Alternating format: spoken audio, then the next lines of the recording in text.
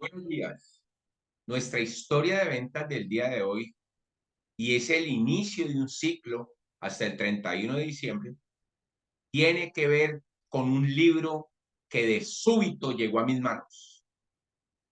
Su autor, Simón Sinek, y el título del libro es Los líderes comen al final.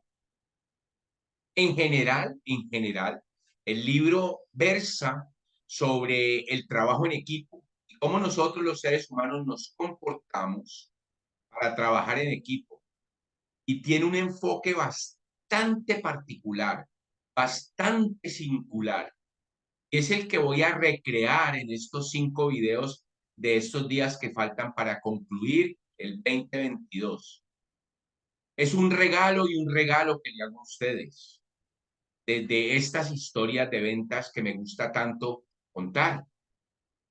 Y voy a leer la parte de atrás, o sea, la tapa de atrás del libro textualmente, para ir contextualizando en qué se basa el libro para intitularse Los líderes comen al final.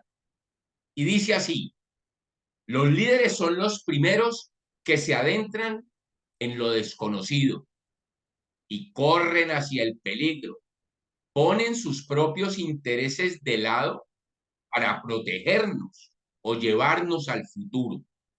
Los líderes prefieren sacrificar lo que es de ellos para salvar lo nuestro, y nunca sacrificarán lo nuestro para salvarlo de ellos. ¿Eres tú un líder? Mi nombre es Carlos Yepes y soy el gerente de Vendemos por Usted, empresa que se encarga de asesorar micros, pequeñas, medianas y ahora grandes empresas en ventas. Y nos vemos en la próxima historia. Muchas gracias.